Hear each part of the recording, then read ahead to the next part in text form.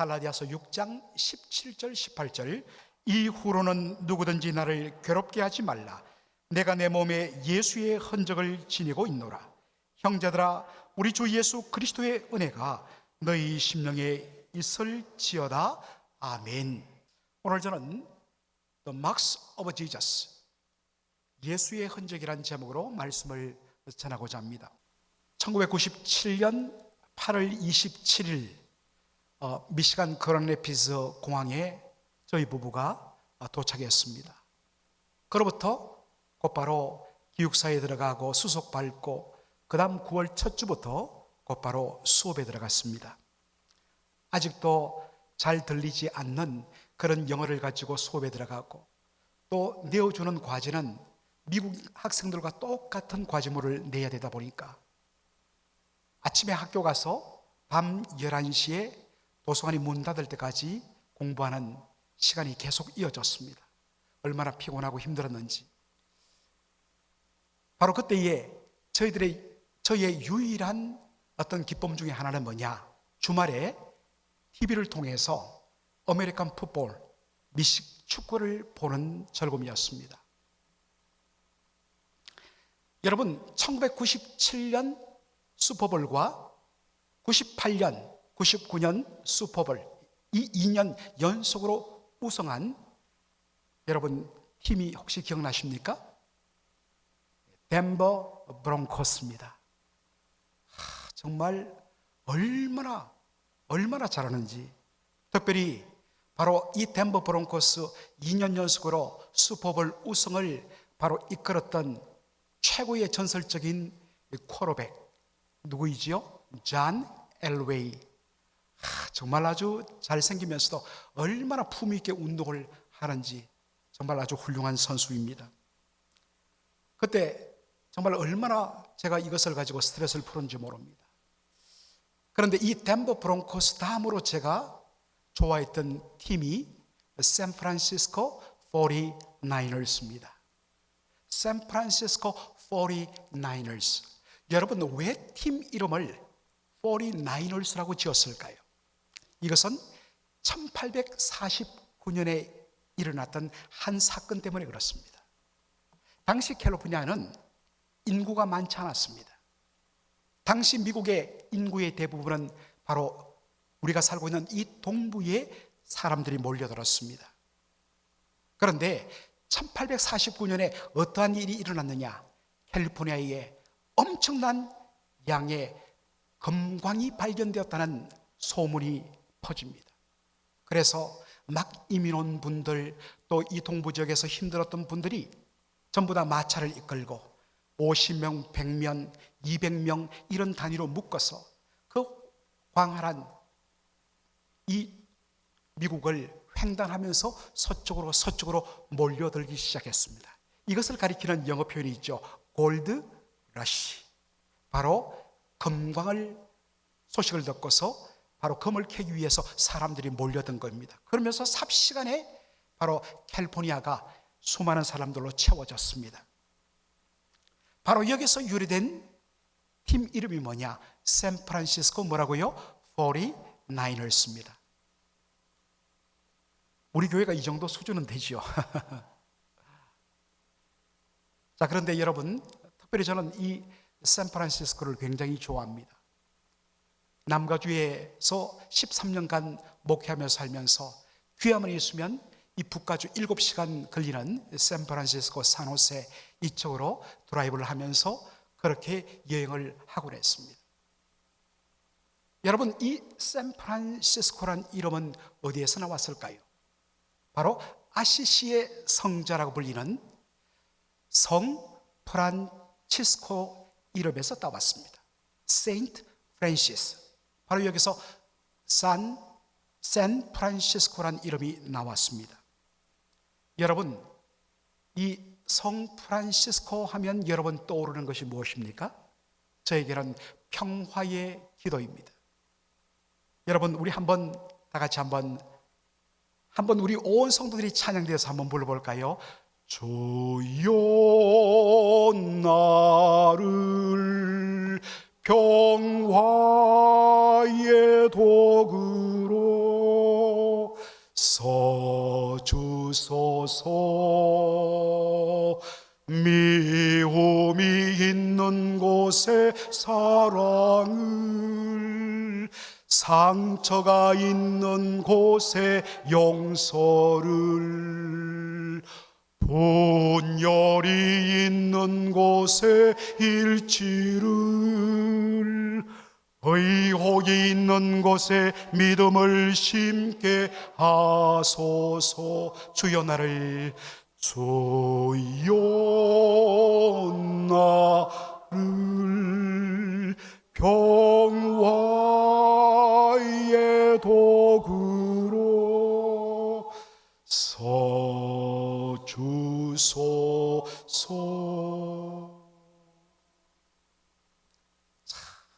힐링이 됩니다. 저는 여러 가지 힘든 일이 있을 때마다 유튜브에서 꼭 이 평화의 기도를 틀어놓고 그렇게 부릅니다. 물론 남녀 혼성으로 부르는 것도 좋지만 이것은 아주 묵직한 남성 중장 혹은 남성 합창단으로 부르는 것을 들을 때 얼마나 좋은지. 특별히 제가 제일 좋아하는 그 팀이 뭐냐면 그 숭실오비 합창단이 부른 그 무반주로 부르는 평화의 기도입니다. 여러분 유튜브에서 찾으시고 꼭 들어주시기를 부탁드립니다. 어제 저녁 시간에 한 통의 전화가 왔습니다. 저 커네티컷에서 이제 담임 목사로 부임한 지 6개월이 채 못 되는 제 후배였습니다. 목사님, 너무 힘듭니다. 너무 힘듭니다. 교회 당회가 완전히 반쪽이 났습니다. 목사님은 어떻게 하면 좋아요? 설교를 준비하는데 말씀이 들어가지 않습니다.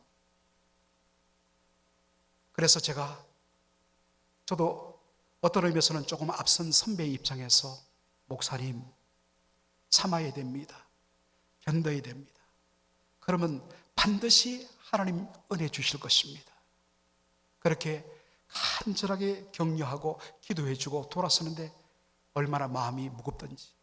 그래서 집에 가서 다시 이 찬양을 들었습니다. 그리고 계속 불렀습니다. 하나님, 우리 목사님의 목회 현장에도 이 가사가 이루어지게 축복하여 주옵소서. 여러분 지금 10년 가운데 여러분의 가정 가운데 개인적으로 혹시 여러분 어려움이 있습니까? 여러분 이 찬양을 부르시며 이 가사를 묵상하시며 하나님 앞에 구하십시오. 하나님께서 평화의 선물을 주실 줄로 믿습니다. 바로 이 찬송 가사를 만든 분이 누구라고요? 성 프란치스코입니다. 이분은 아시시의 거부의 아들로 태어났어요. 여러분, 아시시란 곳은 지도를 통해서 보면 이탈리아 중부에 있는 아주 작은 도시인데, 와, 정말 사진을 보니까 너무 아름답더라고요. 우리가 보통 로마 관광하면 보통 로마, 시리 오브 로마 그쪽을 우리 주로 사진 찍고 그러면 가지 않습니까? 또 베네치아만 들어고. 그런데 이 이탈리아의 곳곳에 숨은 명소가 있는데 그 중에 하나가 바로 아시시란 것입니다. 정말 가고 싶더라고요. 바로 이곳에서 이탈리아를 통틀어서 몇 손가락 안에 드는 거부의 아들로 태어났습니다. 그리고 젊었을 때 아버지의 모든 재산을 상속받았습니다. 이제 이것을 마음껏 누리고 즐기면서 행복하게 살기만 하면 됩니다. 그런데 어느 순간에 그에게 하나님의 놀라운 은혜가 임했습니다.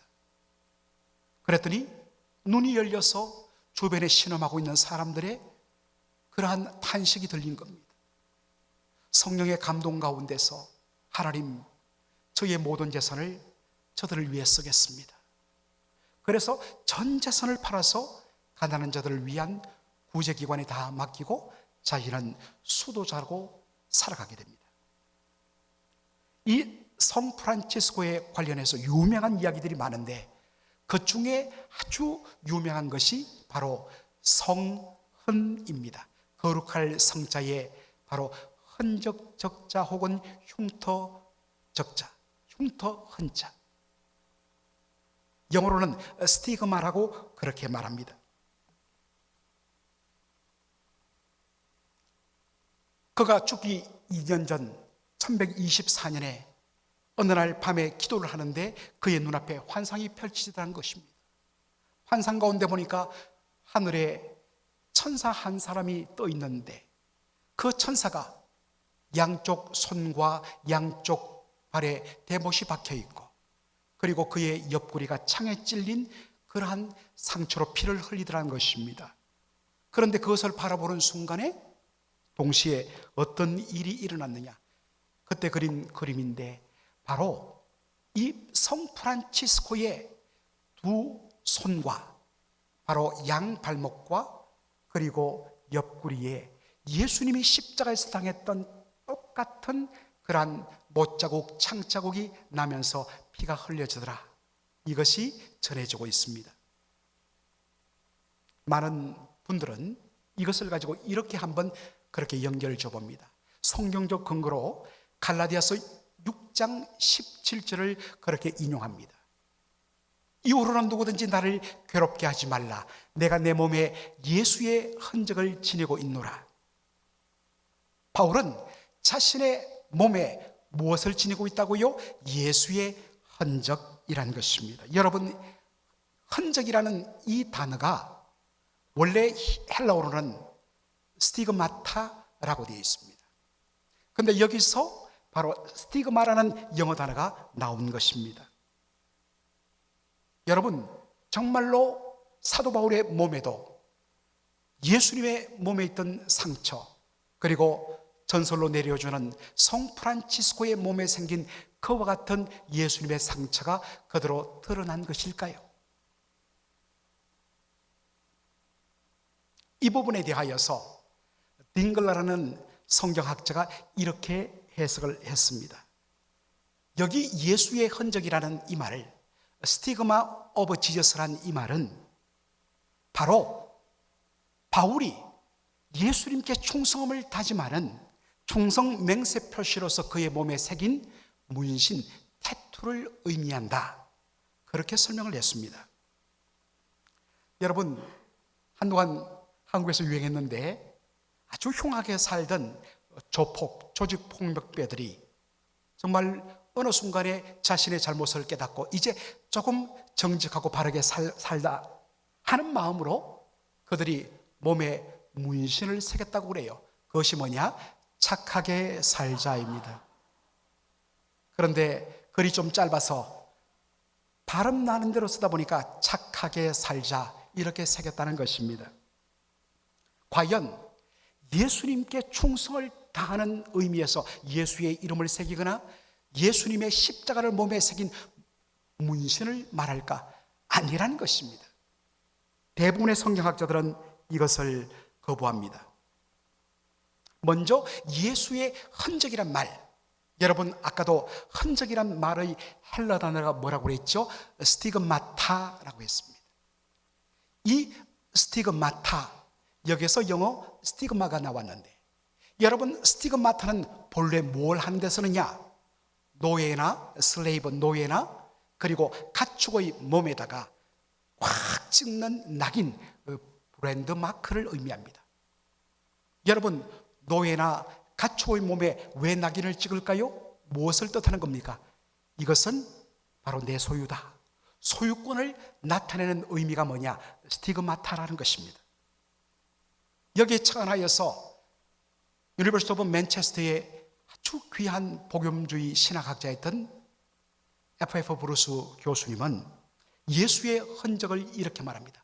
사도 바울이 나는 예수님의 슬레이브다, 예수님의 노예다 라는 그러한 고백적인 삶을 사는 것을 의미해서 내 몸에 예수의 흔적, 예수의 스티그마타를 내가 간직하고 있다라고 말했다는 것입니다.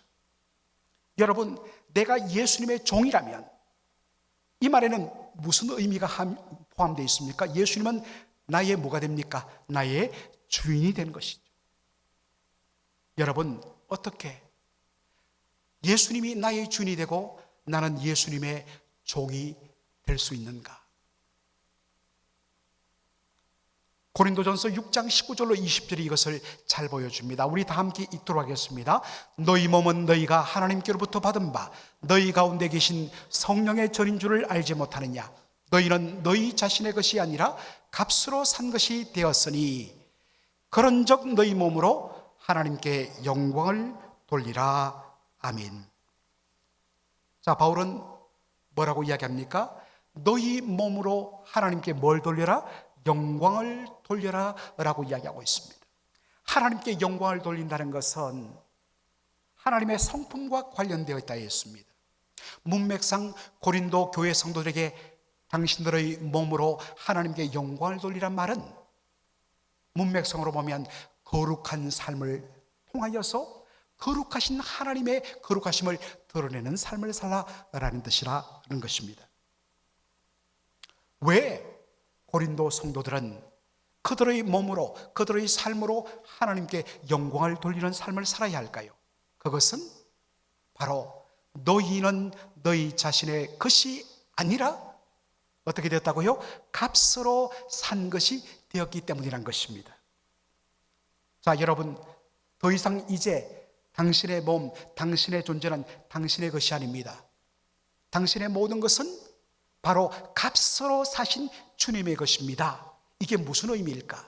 이 의미를 잘 설명해 주는 것이 갈라디아 3장 13절의 말씀입니다. 다 같이 한번 읽겠습니다. 그리스도께서 우리를 위하여 저주를 받은 바 되사 율법의 저주에서 우리를 속량하셨으니 기록된 바 나무에 달린 자마다 저주 아래에 있는 자라 하였습니다. 여기 율법의 저주라는 말이 나옵니다. NIV 영어 성경은 The curse of the law, 율법의 저주 이렇게 번역합니다만 더 정확하게 번역하면 condemnation of the law, 율법의 condemnation, 정죄를 말해요. 죄를 지었으면 반드시 그 죄에 대하여서 심판과 대가를 지불해야 된다는 말입니다. 자, 여러분, 죄를 지었으면 그 죄에 대한 율법의 바로 정죄는 무엇입니까? 로마서 6장 23절에 죄의 삭은 뭐다? 사망이란 것입니다. 성경은 죄에 대하여서 엄숙하게 그리고 무섭게 다룹니다. 하나님의 율법에 따르면 죄를 지었으면 죄의 값을 지불해야 하는데 그것은 뭐다? 죽음이다 라는 것입니다. 여러분, 이것이 모든 우리 인류가 당면한 것입니다. 이 율법의 정죄 저주 앞에서 죄의 삭은 사망이라는 이 심판 앞에서 자유로운 인생이 없습니다. 그런데 그런 우리를 위하여 어떤 일이 일어났습니까? 다시 갈라디아서 3장 13절입니다. 그리스도께서 우리를 위하여 저주를 받은 바 되셨다라는 것입니다. 예수님께서 우리가 받아야 할 그 죽음의 저주와 심판과 형벌을 죄 없으신 하나님의 아들이 우리를 위하여, 우리를 대신하여 그 모든 저주를 대신 다 받으셨습니다. 우리가 치러야 할 죄값을 예수님이 대신 다 지불해 주신 것입니다. 이것을 가리키는 한자 표현이 바로 속량이라고 했습니다. 여러분 설명했습니다만 속량이라는 것은 노예 시장에 쓰던 용어입니다.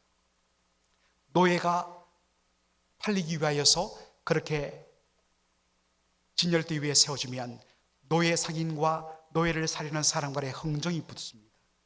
그러면 가격이 정해지면 그 가격을 지불하고서, 지불할 속자입니다. 값을 지불하고서 그를 사오는 것입니다. 그렇게 되면 그는 더 이상 이제 노예가 아닙니다. 그런데 그러면 이제 누구의 것입니까? 우리가 물 한 병을 돈을 주고 사더라도 이것은 값을 지불한 자의 소유가 되는 것입니다. 예수님께서 우리의 죄값을 대신 지불하시고 피 흘려 죽으셨습니다. 그러므로 예수님의 피로 값주고 사신 바 된 우리는 누구의 소유가 되었다고요? 예수님의 소유란 것입니다. 그렇기 때문에 더 이상 우리 자신은 우리의 것이 아닙니다.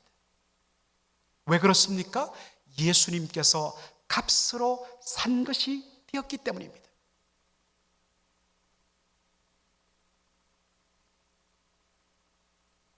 이것을 인정하는 것, 여러분, 구원이란 바로 이것입니다. 이렇게 구원받은 사람, 예수님의 십자가 보혈로 말미암아 죄 사함받고 구원받은 사람은 적시로 나의 모든 신분이, 나의 소유권이 내게서 누구에게로 옮겨갔다는 것입니까? 예수님께로 옮겨갔다는 것입니다. 그러므로 우리의 삶은 어떻게 되는가? 예수 믿는다는 것은 곧 우리의 삶의 변화와 달라짐을 의미하는데, 로마서 14장 7절로 8절이 그것을 보여줍니다. 다 같이 한번 읽겠습니다. 우리 중에 누구든지 자기를 위하여 사는 자가 없고 자기를 위하여 죽는 자도 없도다. 우리가 살아도 주를 위하여 살고 죽어도 주를 위하여 죽나니 그러므로 사나 죽으나 우리가 주의 것이로다. 예수 믿기 전에는 내 인생 내 거고, 내 자식도 내 거고, 내가 가진 재산도 내 거고, 내가 가진 모든 힘도 내 거고, 그래서 자기를 위하여 사는 것이 행복인 줄 알았습니다. 그것이 멋있는 삶인 줄 알았습니다. 그런데 여러분들, 내가 내 인생의 주인인 줄 알고 그렇게 살아갈 때, 돈을 쓸 때, 건강할 때 처음에는 행복합니다. 그런데 놀랍게도 그렇게 쓰고 나면, 나를 위해서 쓰고 나면, 돌아서면 왠지 모를 허무함이 찾아옵니다. 그런데 예수 그리스도의 복음을 깨닫고 이제 나에 있는 모든 것은 다 내 것이 아니요 주님의 것이다. 그러므로 나의 삶의 목적도 방향도 살아도 주를 위하여 살고 죽어도 주를 위하여 죽나니 왜 그런가? 사나 죽으나 우리가 누구의 것이기 때문에? 주의 것이기 때문에. 이렇게 살아보면요, 우리는 그 맛을 압니다. 나에게서 모든 것이 나가고 세상적인 계산 방법으로 보면 손해가 되는데, 그것이 주는 기쁨과 감격은 말로 다 할 수 없습니다. 이렇게 예수님께서 나의 주님이십니다. 저는 주님의 슬레이브, 노예입니다. 주님의 종입니다. 이제 주여 제가 종으로 살겠습니다. 그 삶의 흔적들, 삶의 열매들이 뭐다? 예수의 흔적이라는 것입니다.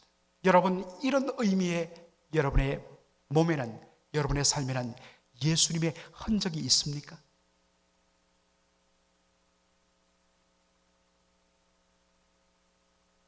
진작에 우리가 생각해야 됩니다. 시카고 위튼 대학의 신약학 주임 교수인 더글라스 무 교수님께서는 두 번째로 이렇게 예수의 흔적을 설명합니다. 그것은 예수님 때문에 당한 고난을 가리킨다라고 이야기합니다. 여러분, 우리가 여기서 주목할 것은 이 편지 갈라디아서를 받는 사람이 누구인가 하는 것입니다. 누가 이 편지를 지금 받고 있죠? 갈라디아 교회 성도들. 그런데 지난 시간에도 말했지만 갈라디아 교회 성도 하면 맥클린 한인 장로교회 성도들, 이렇게 하나의 한 개의 교회를 가리키는 것이 아니라 갈라디아 지방에 흩어져 있는 수많은 작은 도시에 있는 교회 성도를 합친 것을 갈라디아 성도라고 이야기합니다. 여러분, 사도 바울이 갈라디아 교회 성도들에게, 갈라디아 지역에 흩어져 있는 수많은 그리스도인들에게 이 편지를 썼을 때, 특별히 내 몸에 예수의 흔적을 지니고 있다는 이 말을 읽을 때 틀림없이 갈라디아 성도들은 한 장면을 떠올렸을 것입니다. 그 장면이 무엇이냐? 바로 사도행전 14장 19절에 나오는 장면입니다. 다 같이 읽겠습니다. 유대인들이 안디옥과 이고니온에 와서 무리를 충동하니 그들이 돌로 바울을 쳐서 죽은 줄로 알고 시외로 끌어내치니라. 사도 바울이 루스드라는 지역에서 지금 복음을 전하고 있었습니다. 그런데 저 멀리 안디옥과 이고니온에 살고 있던 유대인들이 사람들을 충동하여 데려와서 사도 바울을 향하여 돌을 던지는 것입니다.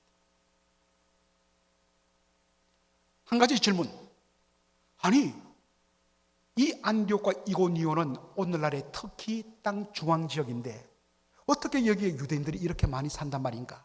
여러분, 지금부터 2000년 전 유대인들은 자신들의 본토인 팔레스타인보다 훨씬 더 많은 사람들이, 약 200만 명의 사람들이 바로 오늘날 터키 땅, 그리스 땅, 그리고 북아프리카 땅 곳곳에 이민 가서 살았습니다. 그러다 보니까 이 안디옥과 이고니온에도 수많은 유대인들이 살고 있었는데, 그들이 사도 바울이 루스드라에서 옆 동네에서 복음을 전한다는 소식을 듣고서 저 바울을 가만두어서는 안 되겠다, 사람들을 충동질해서 와서 그에게 돌을 던졌습니다. 돌을 맞고 머리가 맞고 팔다리가 맞고 하면서 머리가 깨지고 피가 나고 살이 터지고 정말 뼈에 금이 가고 그 자리에서 주저앉고 그 위에 계속 돌이 쏟아집니다. 바울이 그대로 쓰러져 움직이지 않았습니다. 그런데 이 돌을 던지던 사람은 바울이 이제 죽은 것으로 알고 그를 질질 끌어다 갖고 성 바깥에 갖다 버렸습니다. 그런데 몇 시간 후 바울이 깨어나서 일어나는데 정말 온 몸이 완전히 볼 수 없는 몰골이었습니다. 시간이 그로부터 몇 달이 지났습니다마는 비록 상처는 아물었지만 그 상처의 흉터는 그대로 남은 상태였습니다. 자, 여러분, 여기서 우리가 주목할 것은 여기에 등장한 지명입니다. 안디옥, 이고니온, 루스드라. 바울을 돌로 치기 위하여 몰려든 사람들이 온 곳이 어디냐? 안디옥과 이고니온이었습니다. 그리고 바울이 복음을 전하다가 돌에 맞아서 죽을 뻔했던 곳이 어디라고요? 루스드라였습니다. 자, 여러분, 이 지명의 공통점, 오늘날의 이 터키 땅 지도를 한번 보십시오. 터키 땅의 제일 중앙부에 있는 지방 이름이 뭐라고요? 갈라디아. 사도 바울이 제1차 복음 전도 여행 때 집중적으로 복음을 전했던 곳이 갈라디아 지방이었습니다. 사도행전 13장에 보면 처음에 비시디아 안독에서 복음을 전합니다. 그런데 사람들이, 유대인들이 박해를 하자 그 옆에 있는 동네 이고니온으로 가서 복음을 전합니다. 그런데도 거기서 또 박해가 일어나자 그 옆에 있던 더베와 루스트라에서 복음을 전하는데 거기서 돌을 맞습니다. 여러분, 이 지명들의 공통점은 바울의 제1차 전도 여행 때 복음을 전했던 어느 지방? 갈라디아 지방에 속한 도시란 것입니다. 그러므로 갈라디아에서 복음을 듣고 예수를 믿은 성도들은 사도 바울이 복음을 전하다가 루스드라에서 돌에 맞아 완전히 초죽음이 되고 온몸에 상처와 흉터를 가졌던 그 사건을 또렷하게 기억하는 것입니다. 그것 때문에 사도 바울이 내가 지금 내 몸에 예수의 흔적을 지니고 있다는 이 말이 그 장면을 떠올리게 만든 것입니다. 복음을 위하여 살다가 그가 당한 여러 가지 고난들, 여러 가지 고통들, 박해들. 사랑하는 성도 여러분, 여러분에게는 주를 위하여 살다가 복음을 전하다가 당하는 그 고통과 아픔이 있습니까? 여러분, 앞장서 저 주님을 섬기다 보면 여러분 여러 가지 공격도 받고 오해도 받고 억울한 일도 당하고, 우리 장로님들하고 이야기를 쭉 하다 보면 참 안타까울 때가 많아요. 많은 상처를 갖고 있습니다. 그러나 이것은 주께서 허락하신 것이라 알고 오늘도 그 예수의 상처를, 흔적을 지니고 섬기고 있습니다. 여러분에게는 예수님 때문에 가지는 상처가 있습니까? 너무나 쉽게 우리가 살아가지 않습니까? 여러분,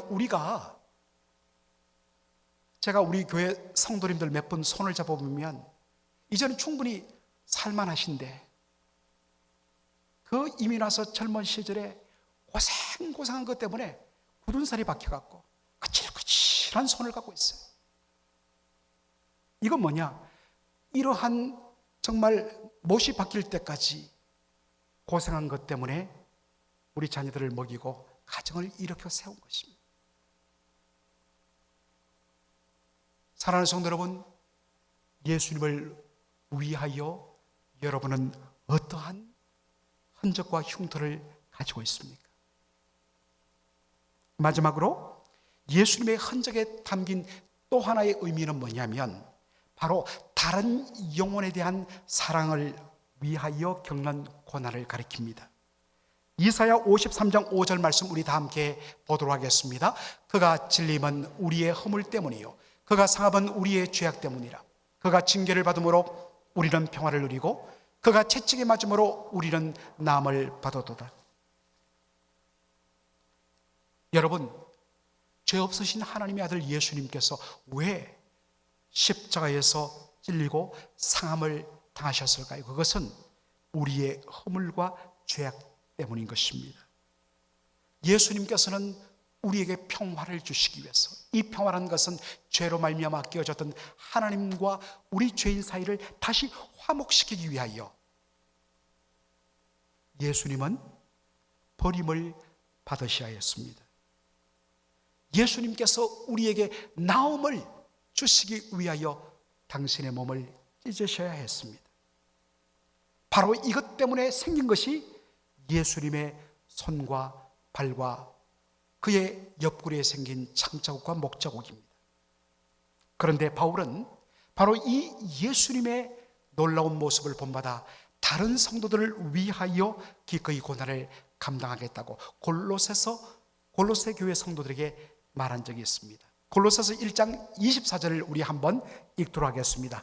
나는 이제 너희를 위하여 받는 괴로움을 기뻐하고 그리스도의 남은 고난을 그의 몸된 교회를 위하여 내 육체에 채우느라. 사도 바울이 뭐라고 이야기합니까? 다른 사람들을 위하여 받는 괴로움과 여러 가지 어려움들을 그리스도의 남은 고난이라고 설명합니다. 예수님을 알지 못했을 때는 모든 삶의 중심이 자신이었어요.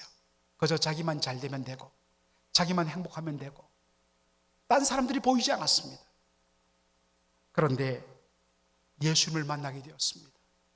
그런데 저와 여러분이 만난 예수님은 바로 우리를 살리기 위하여 자신의 모든 것을 내어주시고 고통당하신 예수님이셨습니다. 그분의 십자가 고통과 상처로 말미암아 우리가 생명과 나음을 얻은 것입니다. 이 복음의 감격을 깨달으면 그저 우리가 예수 믿고 천국 가고 죄 사함 받고 영생 받는 축복으로 끝나는 것이 아니라 내 삶의 관점이 바뀌어져요. 예수님께서 나를 위하여 이렇게 희생해 주셨다면 그분이 남은 그 고난을 나는 주님의 몸된 교회를 위하여 주님이 사랑하는 성도를 위하여 내가 감당하리라. 근데 놀라운 것은 여러분, 세상에 고난받고 괴로운데 기뻐할 수가 있나요? 없어요. 이게 정상이에요. 그런데 여러분, 믿음의 신비가 뭐냐면 다른 사람을 위하여 헌신하고 수고하고 때로는 그것 때문에 괴로움이 더한데도 내 마음속에는 세상이 줄 수 없는 기쁨이 넘치는 것, 여러분 맛보셨나요? 이것을 맛봐야지 진짜 복음의 기쁨을 누립니다. 예수 믿지만, 한평생 예수 믿지만 늘 고고하고 깨끗하게 교회만 왔다 갔다 했지 한 번도 다른 분들을 위하여 수고하며 헌신하며 앞장서지 못하고, 과연 주님 앞에 우리가 뭐라고 이야기할까요? 그런데 거기에는 진짜 예수 믿는 기쁨과 즐겁이 없어요. 섬기면 섬길수록 귀한 주님이라는 찬송 가사가 있지요. 이것은 섬겨본만 알아요. 힘들어요. 어려워요. 주님, 저 이거 이제 그만할래요. 목사님, 저 힘들어. 이제 내년부터 못하겠어요. 그러세요. 알겠습니다. 기도합니다 하는데 얼마 후에 찾아옵니다. 목사님, 힘들어. 다시 하겠습니다. 왜냐? 괴롭지만 이것이 나에게 주는 그 기쁨은 세상이 주는 기쁨과는 비교가 안 된다는 것을 알기 때문입니다. 이러한 고백과 간정이 넘쳐나는 우리 교회 되기를 주의 이름으로 축원합니다. 여러분, 이렇게 기쁨을 맛본 사람은 오히려 주님 앞에 이야기합니다. 주님의 남은 고난을 제 몸에 채울 수 있는 기회를 주셔서 감사합니다. 이건 세상이 도무지 알 수 없는 비밀입니다. 괴로운데 기뻐하고 힘들고 수고하고 자기 것을 다 내어주는데도 오히려 감사하다는 것. 여러분, 이러한 기쁨과 감사의 비밀을 맛보고 계십니까?